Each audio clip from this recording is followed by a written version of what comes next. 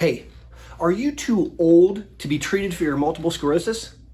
That's what we're going to talk about in this video, the contentious topic of aging and multiple sclerosis.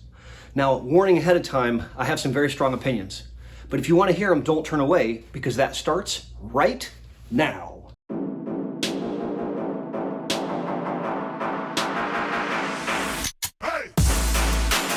Howdy! Thanks for learning about MS with me, Boster.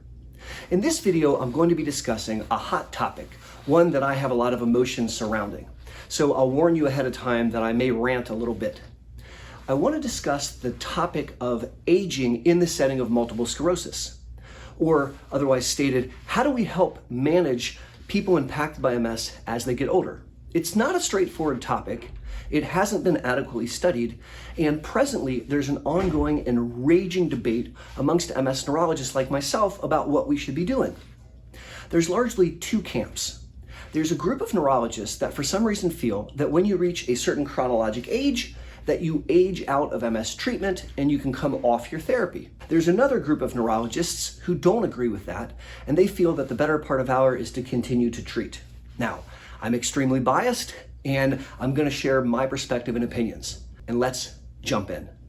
So where is this debate coming from? Well, I think it's born out of the idea that as an individual human ages, their immune system becomes quieter.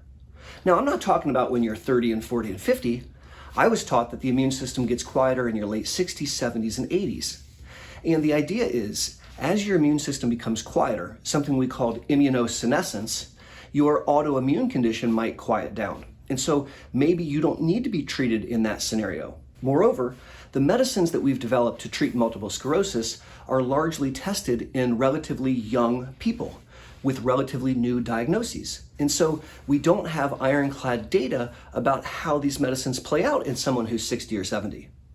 For all of these reasons, some MS neurologists, in my opinion inappropriately, will say, okay, well, if you've been stable and you're not having any new disease activity and you're not progressing in your disability, well, then maybe we can take you off that medicine and you're going to do just fine. I don't agree. When this has been studied, I'm struck that a percentage of patients who are taken off medicine, upwards of a third, go on to progress in neurological disability. They get worse when they're taken off medicines. That makes me really, really frustrated. Real quick before we go on, do me a kind favor. If you like this video, would you give it a thumbs up? Also, if you haven't yet subscribed to the channel, please consider doing so. Those two actions teach the YouTube algorithm that you like my content and help push it out so more people impacted by MS can benefit. Thank you.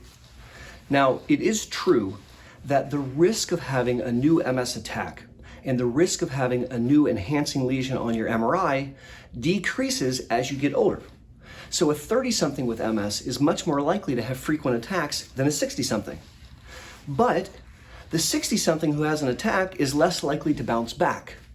So the 30-something might be taking an MS disease-modifying therapy as a so-called insurance policy against attacks.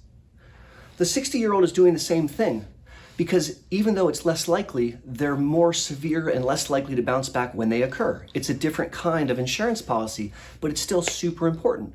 Moreover, MS medicines do a lot more than just stop inflammation, new attacks, and contrast-enhancing lesions. These medicines, particularly some of the newer medicines, can slow disability progression. They slow the disease down, separate from their impact on relapses. And that is super duper important. As people with MS age, they have an increased risk of progression of neurological disability. Wouldn't they like to be on something to help with that? Of course they would.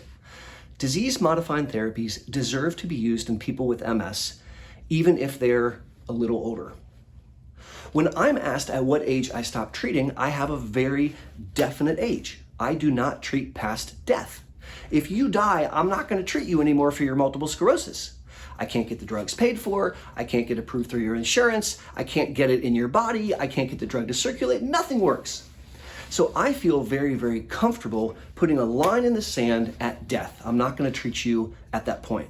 However, if you are alive, and if you have neurological features that you like things that you enjoy doing, like seeing or smelling or eating or having an orgasm or doing a crossword puzzle or going for a walk, those are all neurological functions. If you have any of those that you like, I want to help you maintain them. And if you have an autoimmune condition, multiple sclerosis, which risks attacking the holiest of holies, the supercomputer that runs the body, the brain, and the superhighway that takes all that information from the brain down to your feet and back up, well, gosh, I want to do something to help you keep that at bay so your immune system leaves your nervous system alone. And I will continue to treat you. It has been my anecdotal experience as I receive some patients who have been taken off medicines from other doctors, and they come to see me, and when you listen, they're not doing well. They are progressing.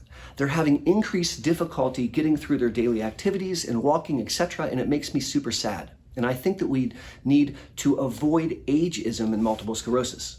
Now, whereas I do not agree with stopping therapy, I do agree with changing the therapy as we get a little bit older. And I've made some videos on this channel about the concepts of de-escalation. I'm not going to go through that all right now, but I'll throw a link up here so you can click that card and check it out later.